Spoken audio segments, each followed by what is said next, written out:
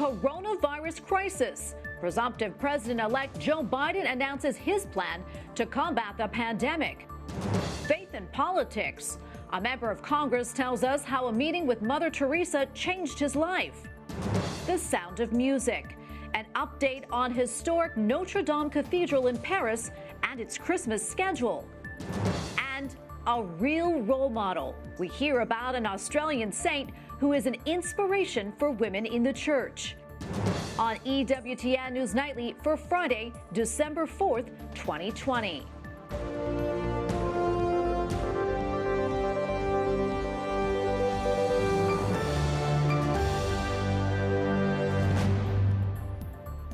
Good evening. Thanks for joining us tonight. I'm Tracy Sable. Vice President Mike Pence says we could be just days away from getting a coronavirus vaccine approved. But as the virus intensifies, employers are pulling back on hiring. Presumptive President-elect Joe Biden calls it bad news as President Donald Trump continues to challenge the election results. White House correspondent Owen Jensen reports. Owen? Tracy, the virus has been shattering daily records for confirmed infections. Millions of people remain out of work. But tonight, arriving soon, a reason for hope. We're in a challenging time in the course of this pandemic. Vice President Mike Pence updates the nation on vaccine progress. To be as we are, maybe, Bob, just a week and a half away from what will be the likely approval of the first coronavirus vaccine for the American people is inspiring the people of this country. The vice president also spoke of faith. But we're also in a season of hope. This time of year is always filled with hope through faith traditions and in the hearts of the American people. On Inauguration Day, presumptive President-elect Joe Biden will make this request. I'm going to ask the public for 100 days to mask. Just 100 days. Meanwhile, jobs. America's employers adding 245,000 jobs in November, the fewest since April. Joe Biden said, "This is a grim jobs report, and I'm encouraged by the bipartisan efforts in the Senate around a $900 billion relief package." White House economic advisor Larry Kudlow said today he knows there's hardship, but reinforced the positive. I will also argue the economy has registered a very strong comeback from the peak of the pandemic contraction, including today's jobs numbers with a 6.7% unemployment rate. And President Donald Trump rallying tomorrow in Georgia tweeted today, rigged election. Attorney General Bill Barr earlier said there is no evidence of widespread fraud. But political science professor Paul Kengor tells us President Trump is right to question mail-in ballots. The opportunities for fraud and abuse and manipulation here are just legion. Also tonight, want to tell you about a World War II veteran from Alabama. His name is Major Wooten. He had COVID-19, went to the hospital, and has since been released. He's a big Alabama football fan, and by the way, he just turned 104 years old. Tracy? Wow, God bless him. Thank you for sharing that with us, Owen. White House correspondent Owen Jensen reporting for us tonight. Well, tonight, as lawmakers inch closer to a COVID relief bill, the Paycheck Protection Program is under scrutiny. The Small Business Administration reports big businesses have been the biggest recipients of that PPP aid money, and GOP Senator Rick Scott is calling for an audit.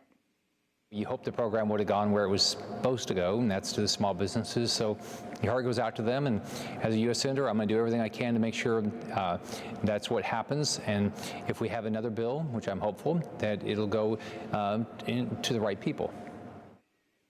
House Speaker Nancy Pelosi says that she and Senate Majority Leader Mitch McConnell are close to an agreement on more COVID aid. Both parties have indicated that will include another round of Paycheck Protection Program subsidies for struggling businesses. Dr. Thomas McGovern, co-host of the Dr. podcast and radio show, heard on EWTN Radio, joins me now on Skype. Dr. McGovern, welcome. Thanks so much for joining us. As we just heard, presumptive President-elect Joe Biden says that he'll ask Americans to commit 100 days of wearing masks as one of his first acts as president. What's your reaction to that? And also, how helpful do you think that will be in reducing the spread of COVID-19? Well, masks definitely make a difference. They've been shown in studies to reduce transmission where large groups are wearing them. maybe by 2/3, even the regular surgical mask. I think it's going to be a hard sell. I'm going to be wearing a mask for the next 100+ days, probably in many situations. But when it comes from a national level, we find that people are unlikely to do it unless somebody in their close circle has been or is being affected by it. I think without local control over it, I think it's going to be hard to get people to abide by. You know, one of the things we're also following, as I know you are as well, is the developments on the vaccine front. What are the guidelines that Catholics should follow about vaccines? Well, I think there might be a moral duty to receive certain vaccines to help protect other people. But as far as what we need to know about the ethics of how a vaccine was produced, we have vaccines in 3 categories here. We have those like the Sanofi Pasteur vaccine, which involved no morally illicit methods of production. We have those like the Oxford AstraZeneca vaccine, which are produced in cells derived from an aborted baby.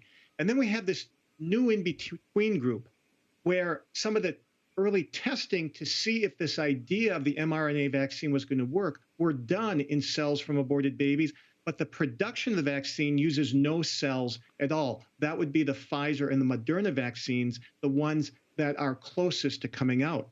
Our bishops have said that those vaccines are moral to receive, while some individual bishops and other groups are saying, hold on, they're not completely morally clean, and we need to, if we receive those, we are allowed to in certain circumstances, we must protest in certain ways that we want them in the future produced completely morally clean.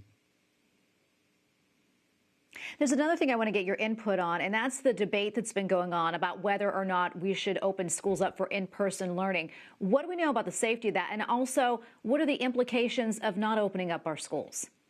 The mental health for students, especially younger students, is dropping when they have to stay home. Anxiety is going through the roof among these groups. I hear it from colleagues of mine around the country. We know that it can be done pretty darn safely with distance and mask wearing. And Benedict in college, great example this week. They completed their first semester. All classes could be done in person, except if there was a professor who was older. And when they were done, there was no contact tracing that revealed classes causing spread. There was no spread in sports events. It was virtually all in living situations. So we know that classes and even sports can be done safely, even in a pandemic. We don't have a lot of time left, but I really want to get to this last question as it's important to all of us as Catholics. That's being able to attend Mass, especially during this time of year. What are some of the measures that you would recommend to reduce the risk of transmission? I'm a broken record. Wear your mask, wash your hands, stay 6 feet apart from non-household groups. It works. There's no evidence of things being spread, causing outbreaks when this is done. The outbreaks occur, no masks, close together, singing, not washing. All right. Any final thoughts or advice that you can give to our viewers right now? There is good news. There's light at the end of the tunnel. Helpful vaccines are coming. Mortality rate is dropping, but the hospitals are nearly full. So we need to keep doing our best for others so that we don't overwhelm the hospitals. All right, Doctor, thank you so much for your insight. We really appreciate your time today. Dr. Thomas McGovern, co-host of the Dr. podcast and radio show heard on EWTN Radio. Thank you again. You're welcome. Cardinal Pietro Parolin calls for a multilateral response to the coronavirus pandemic. The Holy See strongly encourages common efforts aimed at ensuring that proper medical care and effective vaccines, free from ethical concerns, are affordable and promptly available. Addressing the UN and other world leaders, the Vatican Secretary of State echoed Pope Francis's message of solidarity on issues like making vaccines available to everyone and an economical plan focusing on the poor. Fire-damaged Notre Dame Cathedral in Paris is set to host a Christmas Eve concert. The cathedral's famed choir will perform in a concert to be broadcast on December 24th. Reconstruction efforts continue on the fire-damaged landmark. Late last month, nearly 200 tons of metal scaffolding was removed without incident. It was considered a crucial step towards Notre Dame's safe restoration. Reports say a fire has destroyed a 14th century church in England, and one suspect has been arrested. The BBC says a historic 700-year-old church in central England burned down last night and is completely destroyed.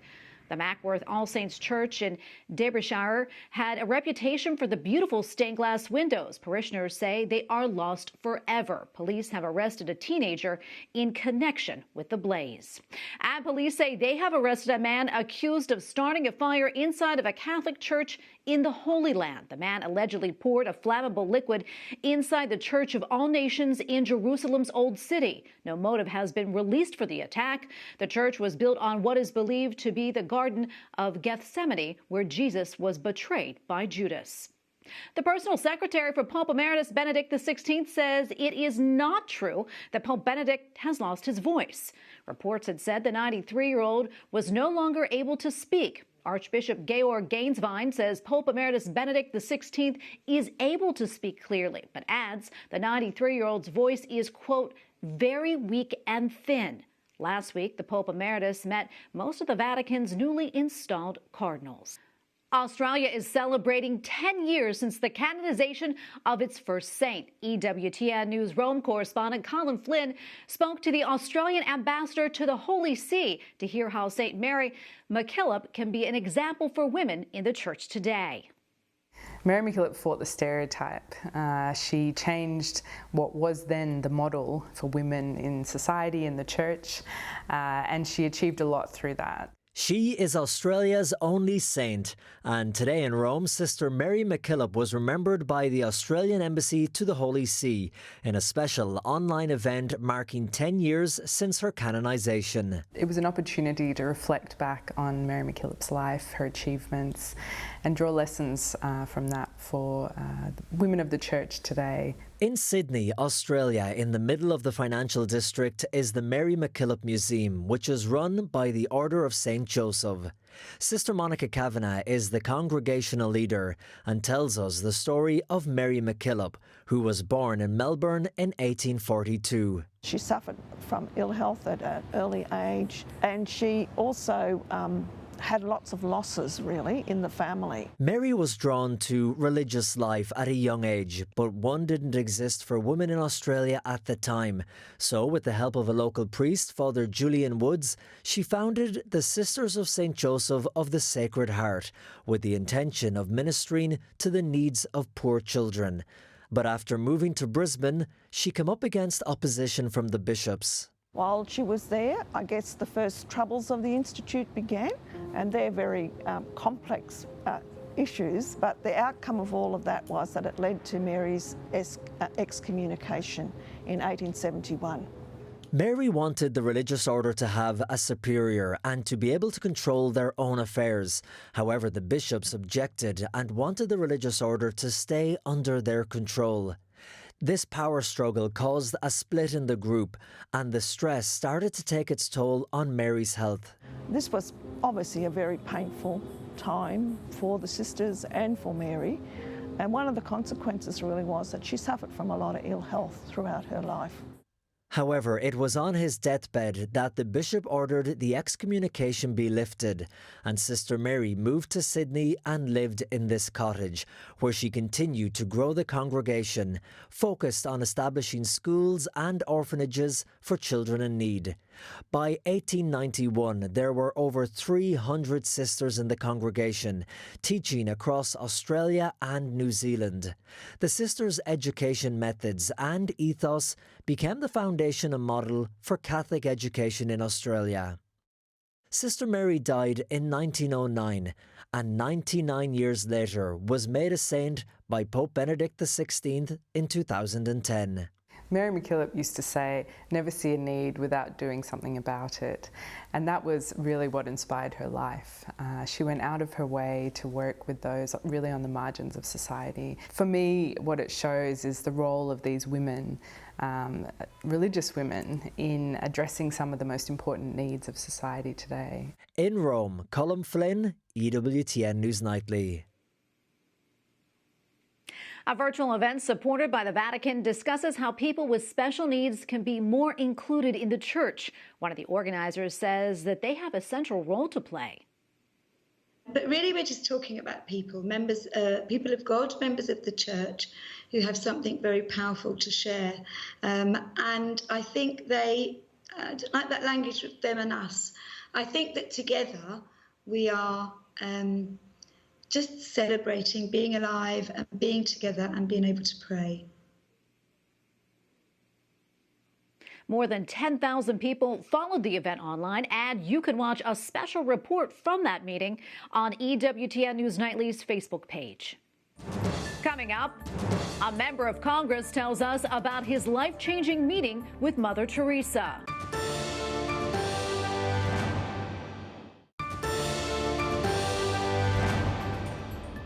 The Archdiocese of Chicago has agreed to pay $1.5 million to settle a clergy abuse lawsuit. The claims date back from the early 2000s and involve a victim of now-defunct priest Daniel McCormack. McCormack was sentenced to 5 years in prison after pleading guilty to misconduct against several victims. Tonight, the story behind the faith of a Catholic surgeon turned North Carolina Congressman. Dr. Greg Murphy was elected to fill the seat of pro-life Congressman Walter Jones after his death in 2019. Now, Dr. Murphy just won another term. Capitol Hill correspondent Eric Rosales reports. Representative Greg Murphy says his Catholic faith has shaped his life. As a member of the Congressional Doctors Caucus, he takes a hands-on approach to helping others around the globe. I have a key to the rest of the world. I'm blessed. It's a scalpel. North Carolina Congressman Dr. Greg Murphy is a surgeon who specializes in urology. No matter what color of the skin, when we cut open, we all bleed. We're all the same inside, and we all bleed the same red blood. And so it's a way to reach other people. At age 20, Dr. Murphy tells me his Catholic faith was challenged when he lost his father to a prolonged illness. And after praying for guidance on what to do with his life, he went to India by himself as a medical missionary. Spent 3 months in a leprosy hospital. I actually met Mother Teresa just very briefly during that journey, literally just shaking her hand. But you know, when you meet a saint, it hits you as an experience that is otherworldly. He has worked on humanitarian missions ever since, helping others in Africa, Nicaragua, and in 2010 in Haiti. Right after the earthquake, I was literally like a caged animal, seeing it on television.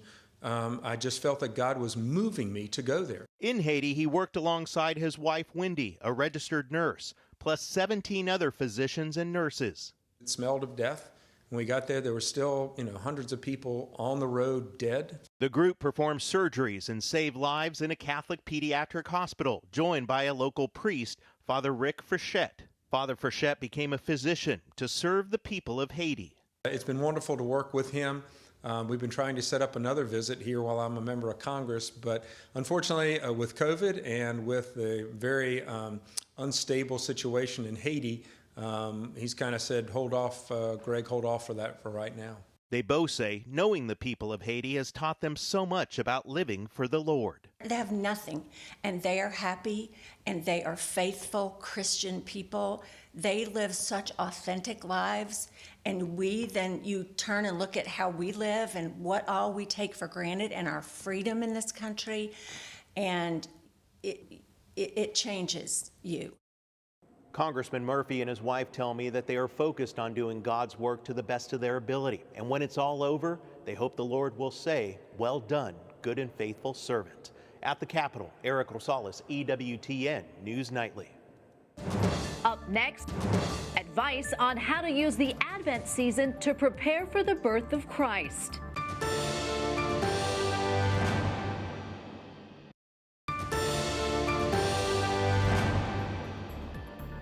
Well, the season of Advent gives us the opportunity to not only prepare for the Lord's birth on Christmas, but also his return. Join me now on Skype to talk about some of the best ways to do that is Monsignor Robert Panke, pastor of St. John Neumann Parish in Gaithersburg, Maryland. Monsignor, thank you so much for being here. We really appreciate your time.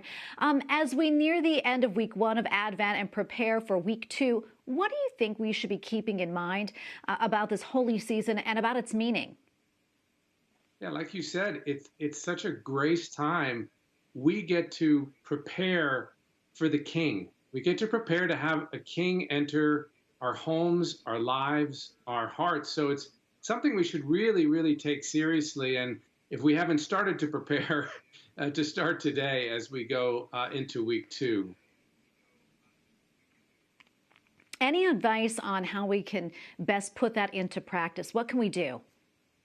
I think there's 3 things we can look at: prayer, penance, and charity. Prayer, just to pray in a new way, a way that perhaps you weren't praying before. I suggest spending 5 or 10 minutes with the gospel of each day at Mass. It's such a beautiful way to enter into the season. Penance, certainly with the coronavirus, there's a lot of penance in our lives perhaps already, but something that we love that perhaps we can give up, or something that we were struggling with to offer for the souls that need grace. And charity. I mean, God is love. And so, especially in this time, in a difficult time, we want to make sure that we gave our all and we were charitable and helped those in need, perhaps those who are lonely too, to reach out to them. So those 3 things, prayer, penance, and charity, are 3 things we can really focus in on. Yeah, and you mentioned difficult time. As we know, it's been a difficult time for a lot of folks, especially those who are experiencing challenges. What would you say to them as maybe they're struggling to find joy even during this Advent season?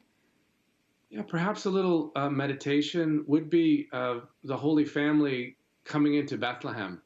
And, they were shut out, and poor Joseph was trying to find a home for his bride and to have his child. And it was a difficult time, but as we look at the beautiful images of the birth of Jesus, there's a lot of struggle, but a lot of love.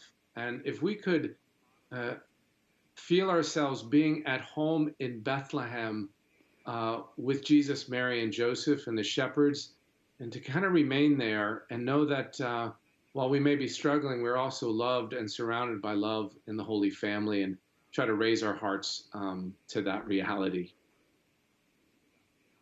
Yeah, I love that. Monsignor, before we let you go, do you have any advice or maybe any reflections that you can share with our viewers during this season? Well, I would stay close to the heart of Jesus, which overflows with love for you. For those of you who are struggling in your relationship with Christ, know that he is a God of mercy and love. You might want to go to confession. It's just a beautiful experience to pour your sins and your heart into the God of mercy and love, who's going to embrace you and bring you to a new place of freedom. So do not be afraid to reach out to God ever more fully in this holy season. Monsignor, thank you so much for your time and for coming on today. We really appreciate it. God bless you. Thank you for having me. And we thank you for watching tonight. For the entire EWTN News Nightly team, I'm Tracy Sable. Good night and God bless.